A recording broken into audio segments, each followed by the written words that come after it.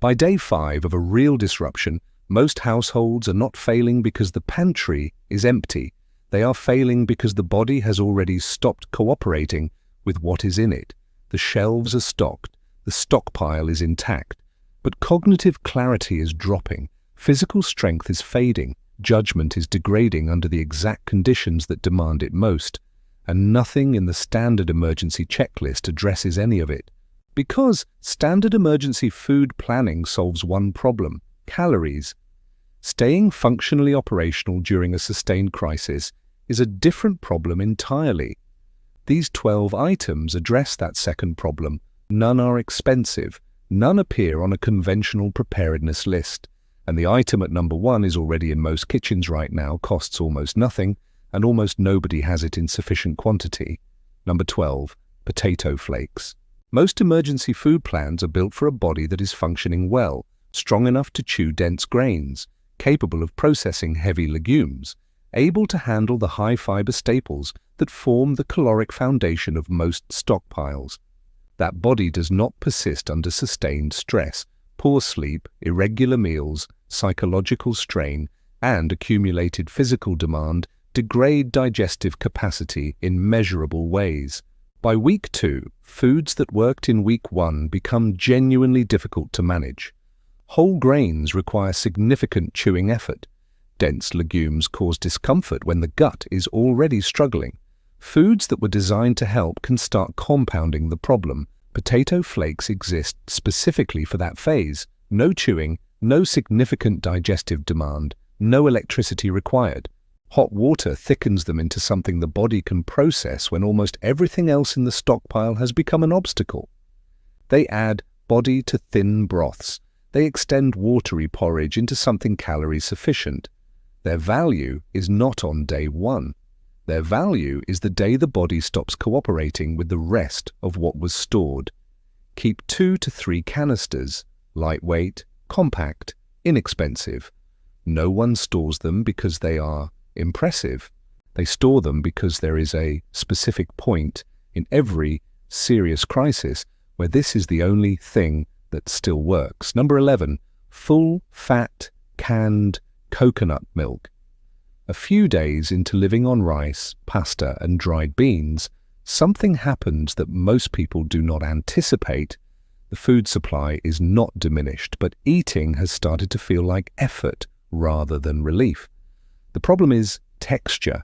Everything becomes dry, separate, and monotonous in a way that is difficult to describe until it is being experienced directly. When eating shifts from relief to resistance, intake drops. Not through any deliberate decision, through the accumulated friction of sitting down to the same textural experience repeatedly until the body begins declining it. That caloric shortfall starts quietly, it compounds fast. Full-fat canned coconut milk addresses this at the most practical level. Stirred into hot rice, mixed into mashed starches, added to porridge, the texture of the entire meal shifts, cohesive, smooth, easier to finish.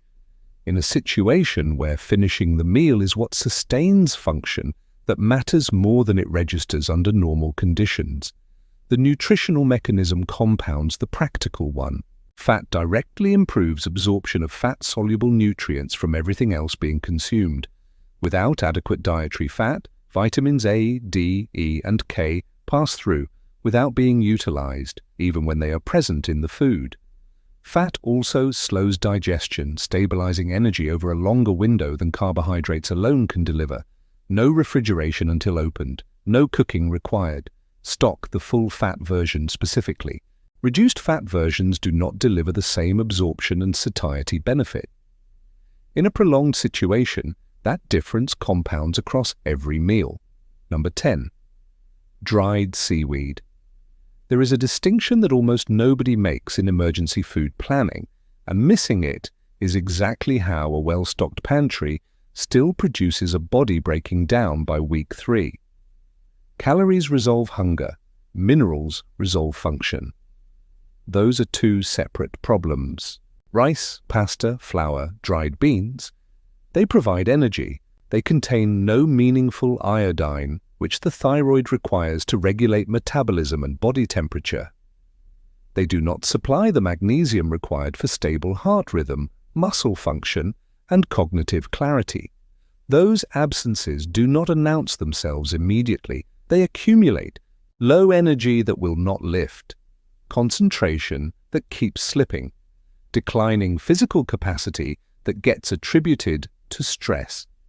By the time the pattern is recognizable, the deficiency has been building for weeks. Dried seaweed, nori, wakame, closes that gap in a form requiring almost nothing to use.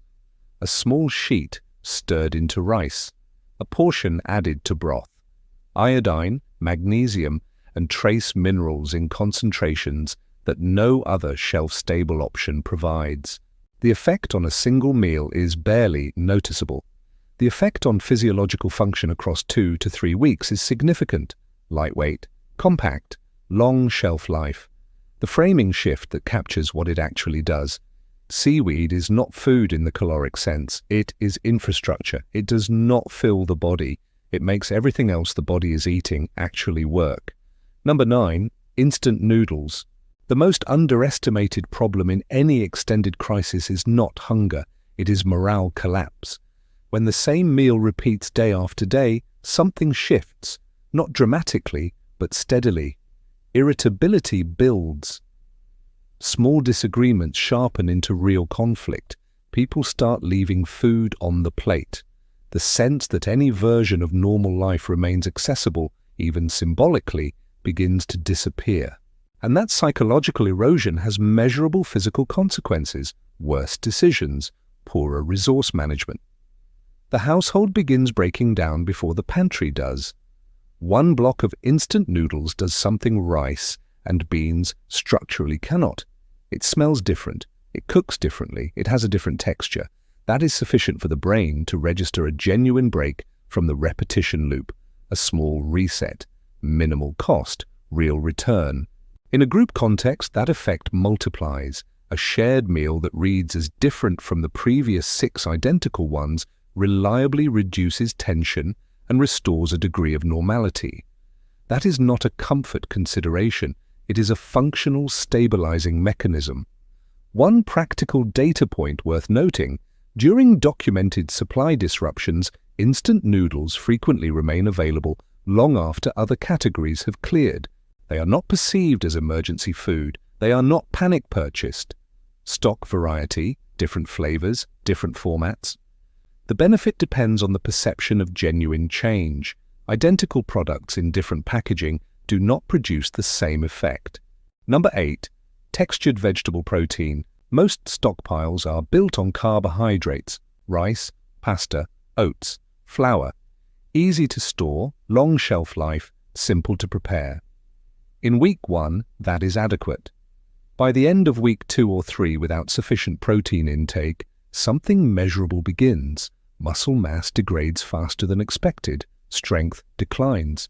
Recovery from even light physical activity slows noticeably. For anyone over 40, that deterioration accelerates. The mechanism worth understanding: when protein intake stays consistently low, the body does not wait for a decision. It breaks down its own muscle tissue to obtain the amino acids it requires. That process compounds. Once underway, reversing it takes considerably longer than preventing it would have. Textured vegetable protein, TVP, is lightweight, shelf-stable, and requires no refrigeration. Rehydrated in hot water for 5 to 10 minutes, it develops a texture close to ground meat. That matters beyond the nutritional profile. At the point in a crisis when a meal needs to feel like actual food rather than fuel maintenance, the texture of TVP performs a function that no grain or legume can replicate. Preparation: soak, drain, season with whatever is available. Mixed into rice, soups, broth, or pasta. It integrates without competing with other flavors. Combined with coconut milk or ghee, satiety improves significantly. TVP is not replacing meat for flavor. It is filling a structural protein gap in a carbohydrate-heavy emergency diet and preventing the physical deterioration that follows when that gap goes unaddressed across weeks. Number 7, nutritional yeast. After 10 to 14 days of eating primarily rice, pasta, beans, and grains, the body is still receiving calories. It is not in caloric deficit. But something specific has shifted. Mental clarity drops. Fatigue arrives earlier each day. The ability to sustain focus on decisions, which matter constantly in a crisis, becomes measurably impaired. The instinct is to attribute this to stress. The actual cause is frequently different. It is gradual B vitamin depletion. Dry staples do not carry meaningful B vitamins. They do not deliver a complete amino acid profile. Because the deficiency builds slowly rather than arriving as a recognizable event, most people do not identify it until it has already been affecting their functioning for days. Nutritional yeast closes this gap with documented specificity. It is a concentrated source of B vitamins including B12, which is nearly absent from plant-based diets, and provides a complete protein profile that dried staples cannot match. A few tablespoons stirred into hot rice, mixed into broth, or blended with oil and salt introduces nutrients that would otherwise be absent entirely from a grain and legume emergency diet. For anyone relying on that diet without eggs, dairy, or meat, this is not optional. It is one of the only shelf-stable mechanisms for maintaining neurological function over weeks. Store sealed and airtight. Start using it in week 1 as a preventive measure, not a response to symptoms that have already developed. Number 6, ghee. In most emergency food planning, dietary fat is treated as secondary, useful, but not essential. That assumption breaks down in ways that become visible within approximately 1 week of fat-deficient eating. Standard cooking fats fail quickly under crisis conditions. Oils oxidize and go rancid. Conventional butter softens in heat and develops off odors within days. When cooking fat disappears, and it does faster than most people expect, the consequences are gradual and easily misattributed. Energy drops, physical strength fades slowly, cognitive performance dulls. The body continues processing food, but efficiency degrades because fat plays a role in energy metabolism that carbohydrates alone cannot fill.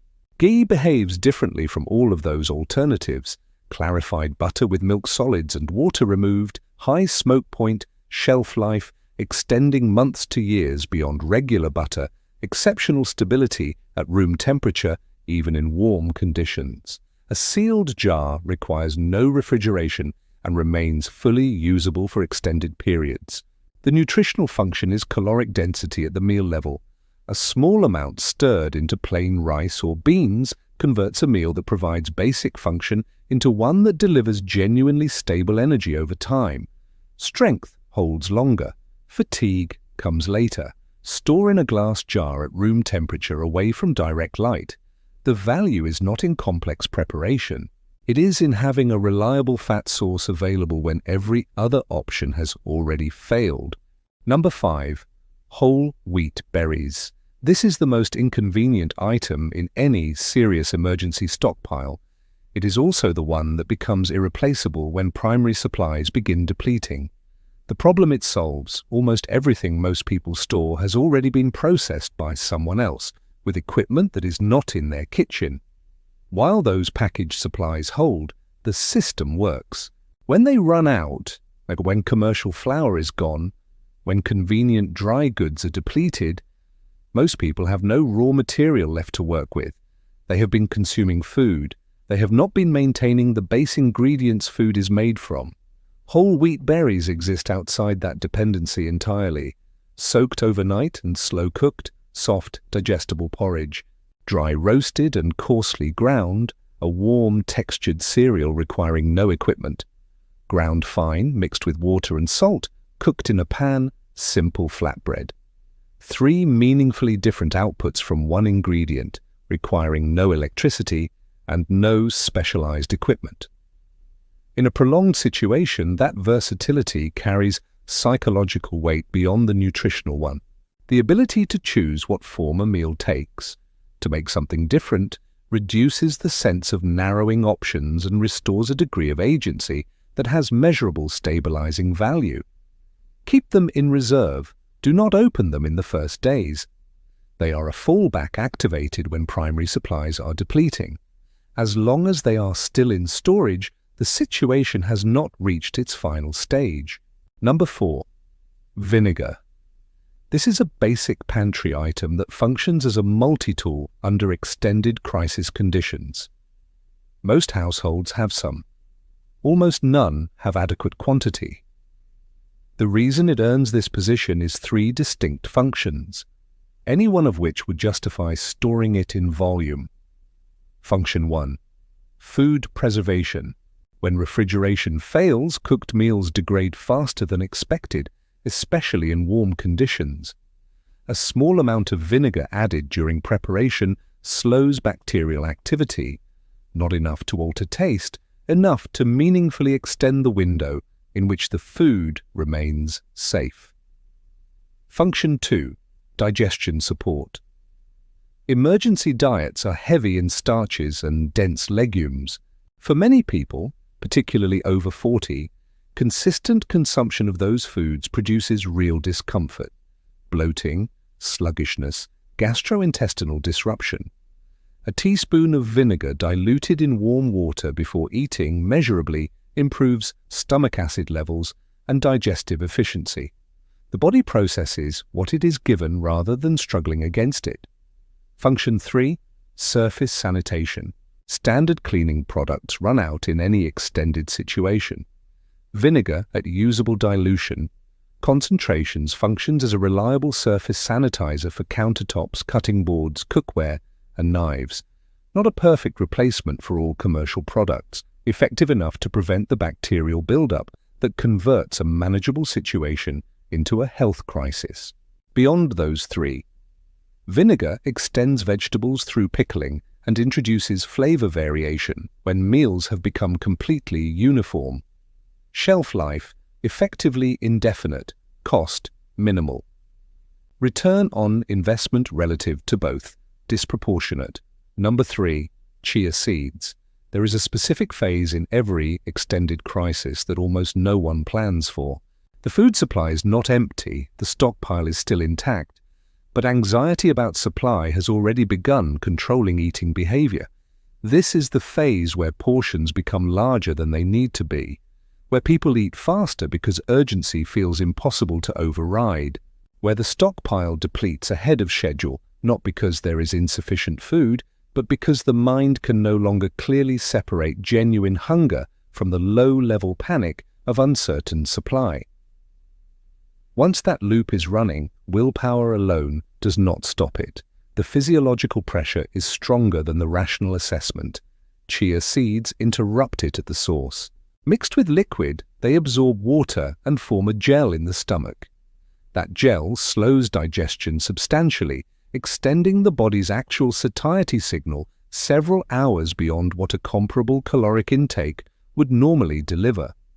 The result is not purely caloric conservation, though it produces that effect. It is cognitive. When the physical sensation of hunger is genuinely dampened, the urgency driving overconsumption fades. Rational decision-making about portions and timing returns. The stockpile lasts longer, not through discipline, but because the physiological pressure depleting it has been reduced at the source. Secondary benefit: chia seeds absorb water within the digestive system. In warm conditions where fluid balance is difficult to maintain, that is a meaningful advantage when water is being carefully managed alongside food. One operational rule: never consume them dry. Always mix with liquid first and allow full hydration before consuming. Water, porridge, powdered milk, coconut milk, all work. No heat required, no electricity, minimal preparation time. Start using them early in a disruption, before the anxiety loop develops. That is when they do the most work. Number 2. Seasoning cubes. Around day 3 of eating the same food, something happens that almost no emergency plan accounts for. Calories are present, food is available, but the mind begins refusing to cooperate. Plain rice again, same beans, same texture, same absence of anything that registers as a meal worth sitting down for. That resistance, low-grade, persistent, building each day, does not stay psychological. It becomes physical. Appetite loss accelerates physical deterioration. Impaired judgment follows. In a household context, the erosion compounds into conflict and functional breakdown at a pace that consistently catches people off guard. One seasoning cube dissolved into cooking water changes the entire dynamic. The smell is different. The taste is different. The brain that has been receiving identical sensory input at every meal registers something new. That neurological signal, a genuine break from the repetition pattern, interrupts the resistance loop and keeps people willing to eat. Keeping people willing to eat keeps them functional. The second function operates at the physiological level. Under sustained physical stress or elevated activity, the body depletes electrolytes at a rate that plain water cannot replenish. A warm, lightly salted broth from a single cube is one of the most efficient mechanisms for restoring sodium and mineral balance in an emergency. Easier for a depleted body to absorb than solid food. Easier to consume than plain water when appetite is already suppressed. Persistent nighttime muscle cramps and unrelenting fatigue in crisis situations are frequently not caloric problems. They are electrolyte problems, invisible, cumulative, and entirely addressable with something that costs less than $1. Storage. Remove from cardboard packaging immediately. Cardboard is moisture permeable. Transfer to a sealed glass jar with a moisture absorber. No refrigeration, minimal space, consistently overlooked until the point when the mind refuses to eat without them. Number 1, ginger. This is the item almost nobody sees coming. Not because the warning signs are subtle, because they are so easy to misread as something else entirely. Partway through an extended disruption after days of disrupted sleep, irregular meals, and accumulated physical and psychological strain, a specific symptom cluster begins to surface. Dizziness when standing, dull pressure behind the eyes, cold hands and feet that will not warm. A weak, unsteady feeling that makes even light physical activity feel harder than it should. The instinct is to eat more. More food does not fix this. The body is not short on calories at that point. It is short on circulatory and digestive stability. This is the accumulated effect of sustained stress on the body's basic regulatory systems: blood pressure, digestion, circulation. Being asked to function under conditions they were not designed to handle indefinitely. Adding more dense, starchy food on top of a digestive system already under strain can compound the problem rather than address it. Ginger in an emergency supply is not a flavoring, it is a functional intervention. The active compounds in ginger have a well-documented warming effect on the circulatory system. They stimulate blood flow and support mild pressure stabilization, reducing dizziness, easing the pressure behind the eyes, and restoring warmth to the extremities. The effect does not arrive like a stimulant. It builds over 15 to 20 minutes, a slow spreading warmth as the circulatory system responds. Ginger also supports digestion under precisely the conditions a crisis creates. It reduces nausea, decreases bloating, and improves the efficiency with which the stomach processes food, meaning the body absorbs more usable nutrition from everything it is already eating. When every meal needs to count, absorption efficiency is a variable worth addressing directly. Dried slices, powdered ginger, or fresh ginger dried at home, all are functional. Brewed in hot water with a pinch of salt, mixed into porridge, stirred into broth. A small amount produces a noticeable effect. Here is why it earns the top position. Every other item on this list addresses a specific physical or psychological gap. Ginger addresses something none of them can reach. There is a specific category of physical deterioration, quiet, cumulative, easy to misattribute to general fatigue, that additional calories cannot reverse. The body needs to be stabilized from the inside. By the time the symptoms become obvious, the window to prevent them has already closed. Keep it in the stockpile, reach for it early, before the dizziness arrives, not after. Here is the structural picture across all 12 items. Standard emergency food planning solves the caloric problem. It does not solve the absorption problem. It does not solve the mineral depletion problem. It does not solve the protein degradation problem.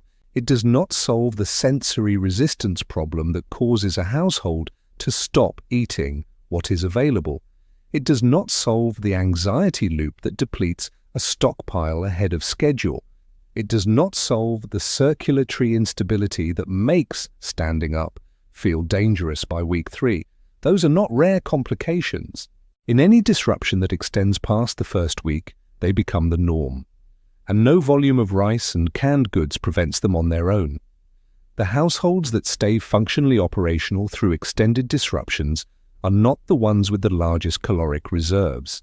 They are the ones that understood the difference between having enough calories for 30 days and having a supply that sustains full human function, physically, cognitively, psychologically, for 30 days.